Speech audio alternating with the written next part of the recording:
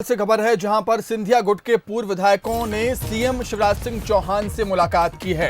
अपने क्षेत्र के विकास को लेकर सीएम शिवराज से उनकी मुलाकात हुई। मुरैना, अशोकनगर, गुना और रायसेन के सिंधिया समर्थकों ने सीएम शिवराज से मुलाकात की है। उनके नाम भी हम आपको बता रहे हैं। जसपाल सिंह जज्जी, ब्रजेंद्र सिंह यादव, रघुराज कंसाना, गिरिराज दंदोतिया, प्रभुराम चौधरी ने सीएम शिवराज सिंह चौहान से मुलाकात की है। उपचुनाव की तैयारियों को लेकर यह चर्चा हुई है। पूर्व विधायकों ने क्षेत्र के बड़े काम बताए हैं।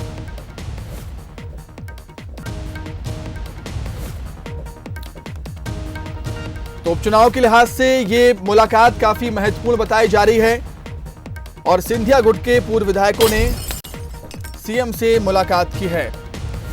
बताया जा रहा है कि अपने क्षेत्र के विकास को लेकर सीएम से उनकी मुलाकात हुई।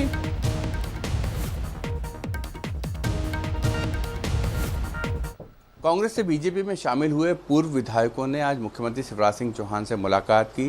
गुना, अशोकनगर और रायसेन और इससे तमाम कुछ जिले हैं जिनके विधायकों ने आज मुख्यमंत्री शिवराज सिंह चौहान से बात की है। उनके क्षेत्र की जो समस्याएं हैं, जो उनके क्षेत्र में काम होना है, उस संबंध में चर्चा हुई है। और निश्चित रूप से सामने उपचुनाव है, तो एक जब राजनीतिक मुलाकात होती है तो निश्चित रूप से चुनाव पर भी चर्चा होती है। हमारे साथ हैं जसपाल सिंह जज्जी, अशोकनगर से विधायक है। सर, क्या मुख्यमंत्री जी से आज आपकी मुलाकात हुई है? क्या प्रमुख उसके मुद्दे रहे हैं मुख्यमंत्री जी से आपकी बात हुई है?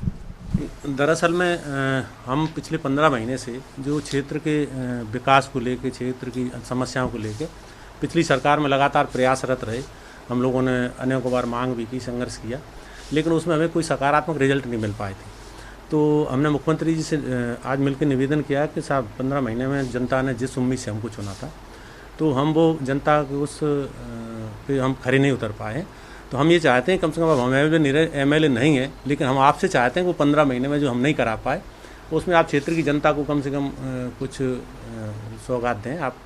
तो मुख्यमंत्री जी ने सकारात्मक रुख अपनाया है और उन्होंने हमें विश्वास दिलाया है कि क्षेत्र की जो भी विकास के कार्य हैं और जो जनता की समस्याओं को निराकरण के लिए वो हर संभव प्रयास करेंगे।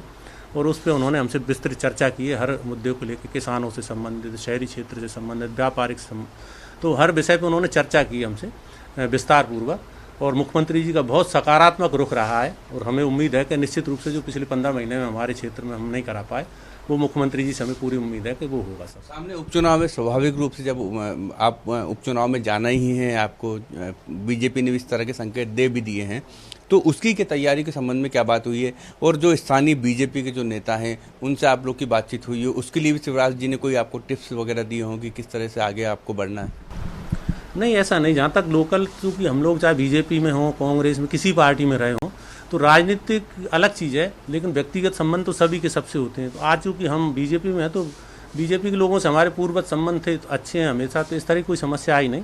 और आज चुनाव को लेकर कोई विशेष चर्चा हुई नहीं। केवल यही था, क्षेत्र में विकास कार्य होना चाहिए और कल को उम्मीदवार कोई भी रहे तो नेचुरली अब सरकार बीजेपी की है, तो आप क्षेत्र में यदि आप विकास कार्य होंगे तो जनता को फर्क दिखेगा पिछले 15 महीने में क्या हुआ और अब क्या हो रहा है, तो उसका असर जाता है चुनाव पर। जी, आप क्या कहेंगे सर? आप भी मुलाकात करके आए हैं मुख्यमंत्री शिवराज सिंह चौहान से।